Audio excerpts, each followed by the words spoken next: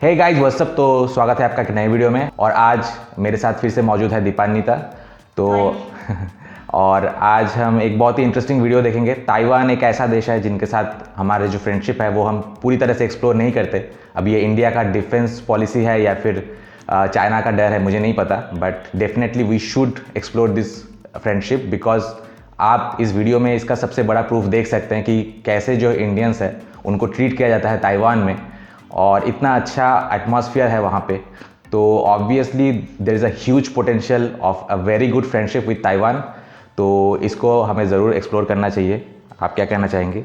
जी बिल्कुल सम्राट, देखिए ये बात तो तय है कि ये दोनों देशों के बीच में जो एक बॉन्डिंग है वो बहुत ही खास है। और सिर्फ यही नहीं, मैं आपको और फिर हमारे ऑडियंस को एक बात ज़रूर बताना चाहूँगी कि इंडिया के साथ ताइवान का जो रिलेशन था वो 50s के पहले जो जितना था वो 50s के बाद ये रिलेशनशिप को बहुत ज़्यादा स्ट्रॉन्ग बनाने के लिए दोनों ही देश के गवर्नमेंट ने एक बहुत ही अनोखा स्टेप्स ली। जैसे कि 1995 में इंडिया ताइपे एसोसिएशन वो फॉर्म किया गया। और तो और जो भी देशों में चाइनीज़ बोला जाता है वहाँ भारत से इस वक्त लगभग 23,000 स्टूडेंट्स पढ़ाई करने के लिए गए हुए हैं, जिसमें ताइवान में ही 71% स्टूडेंट्स रहते हैं। तो सोच सकते हैं कि कैसा रिलेशनशिप है हमारा।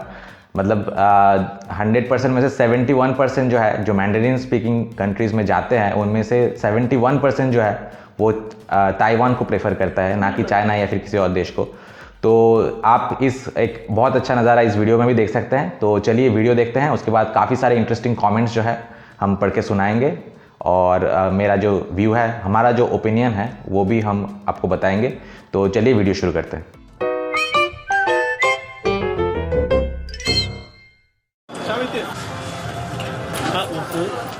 दुनिया भर के छात्रों के बीच इनमें से ज्यादातर भारतीय छात्र हैं। आने वाले भारतीय छात्रों की कुल संख्या इन वर्षों में लगभग 3,000 के करीब बढ़ी है। यहाँ के लोग कितने दयालु हैं। मैं अपने पूरे जीवन में ऐसे लोगों से कभी नहीं मिली। रहने का वातावरण ताइवान की सॉफ्ट पावर है और एकेडमी का मजबूत आधारित वास्तविक लक्ष्य है।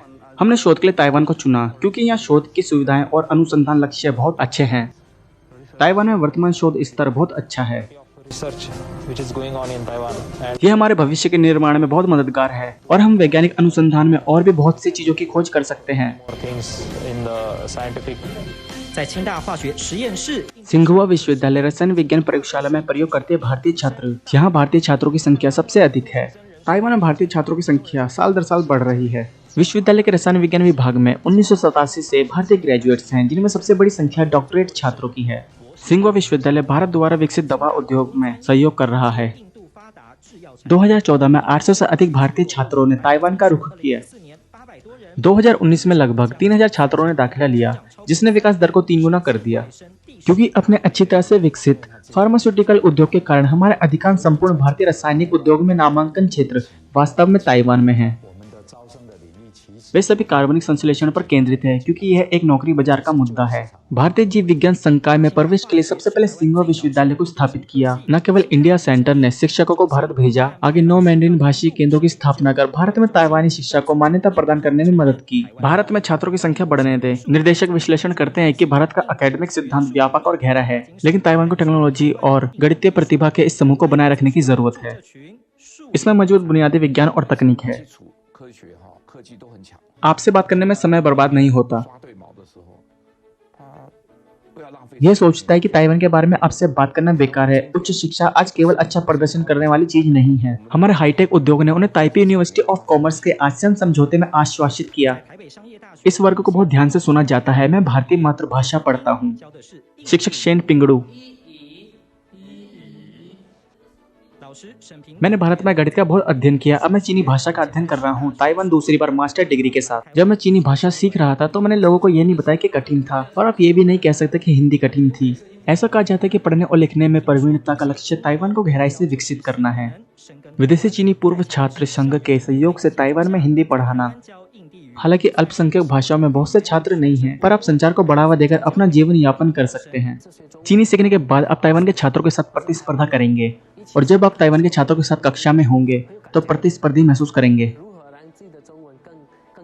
अपनी चीनी भाषा को कैसे मजबूत बनाया जाए ताकि मैं अपना निबंध चीनी संबंधित सामग्री में लिख सकूं। मैं अंग्रेजी में पेपर नहीं लिख सकता।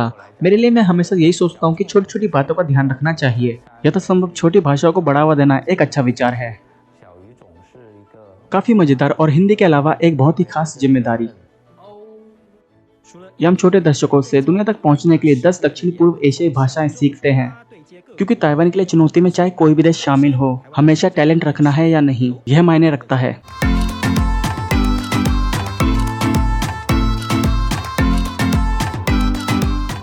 तो सबसे पहले वैंग कवाना ने लिखा है कि जो भारतीय लोग विदेश में काम करने या फिर पढ़ने जाते हैं उनकी फैमिली बैकग्राउंड बहुत स्ट्रांग होती है।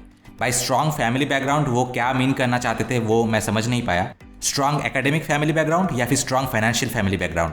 अगर एकेडमिक बैकग्राउंड की बात की जाए तो मैं वहाँ पे किसी हद तक एग्री कर सकता हूँ, लेकिन जहाँ तक फाइनेंशियल बैकग्राउंड की बात आती है तो मैंने ऐसे कई सारे बड़े बाप के बिगड़े हुए औलाद देखे हैं जो फॉरेन पढ़ने तो चले जाते हैं, लेकिन ऑब्वियसली आपको तो पता ही होगा कि पैसे से आप मेरिट नहीं खरीद सकते।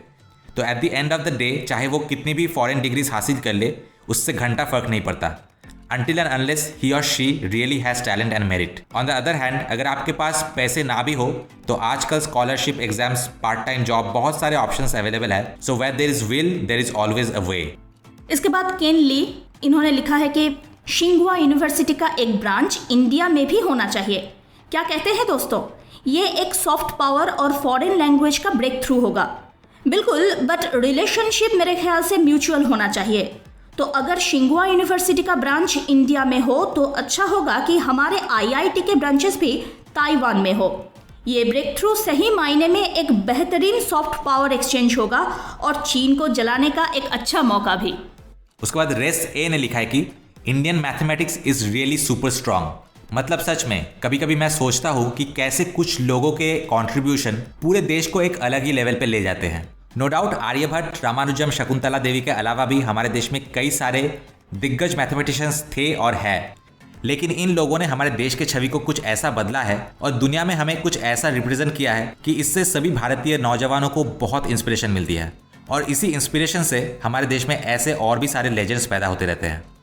चेन पिन स्वांग बोलते हैं कि हिंदी भाषा ताइवान में भले ही एक माइनर लैंग्वेज हो, लेकिन आप अगर इंडिया में अपने बिजनेस बढ़ाने के लिए गए हो तो हिंदी सीखना आपके लिए बहुत ही लाभदायक होगा। शायद हम नियर फ्यूचर में ताइवान में तमिल क्लासेस के भी शुरुआत देख सकते हैं and that will be great. इसके बाद छोटे छोटे कुछ कमेंट्स हैं, जैसे कि सुपर साइलेंट इन्होंने लिखा है कि India is really good. Rose Chua ने लिखा है Indian students are excellent. Monogram who लिखते हैं बहुत सारे highly talented Indian students Asia में काम करने के लिए जाते हैं।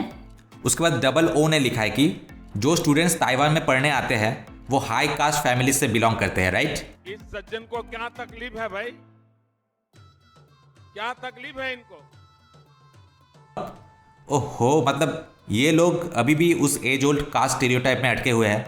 ये 21st सेंचुरी है और भगवान जब किसी को टैलेंट और मेरिट देता है तो वो जात पात नहीं देखता है और 21st सेंचुरी में वही लोग आगे बढ़ेंगे जिनके पास मेरिट और टैलेंट है। इसके बाद ओपी ने लिखा है कि ये तो चाइना की बेइज्जती हो गई। वैसे तो इस वीडियो में चाइना के बारे में कुछ खराब बोला नहीं गया, लेकिन अब पड़ोसी देश चाइना जैसे जेलस और खुदगर्ज देश हो तो इंडिया की हर तारीफ उन्हें अपना बेइज्जती ही लगेगा। मजा आया और मैं ये जो मजा है हिंदुस्तान के हर व्यक्ति को देना चाहता हूं। तो इसीलिए कहा जाता है कि success is the best revenge. उसके बाद कुंग जुई सू ने लिखा है कि अगर हम ऐसे ही टैलेंटेड लोगों को ताइवान बुलाते हैं तो मुझे आशा है कि हम उन्हें यहीं पे रख पाए। बिल्कुल रखिए, पर हम भी फिर आपके टैलेंटेड लोगों को इंडिया रखेंगे। रिश्ता हमेशा दो तरफा होना चाहिए। But jokes aside, this is really a good idea, क्योंकि हर देश में अलग टाइप के टैलेंट्स होते हैं और हर एक देश में कुछ ना कुछ ऐसे फील्ड्स होते हैं जहाँ पे टैलेंटेड लोगों की कमी होती है। सच्ची दोस्ती वही होती है जब हम एक दूसरे के खूबियों का इस्तेमाल करके एक दूसरे के खामियों को मिटा दें। और फिर लिन वेनगेंग ये लिखते हैं कि जिस देश के पास इतना मैन पावर हो वो तो फ्यूचर में एक बड़ा मैन पावर एक्सपोर्टर बनेगा ही। उसके बाद लास्ट कमेंट सोलू चाव ने लिखा है कि इन टैलेंटेड लोगों को यहाँ पे रख पाना बहुत मुश्किल है। तो दोस्तों यहीं पे मैं वीडियो खत्म करूंगा। मिलते हैं आपसे नेक्स्ट वीडियो में। Till then good bye.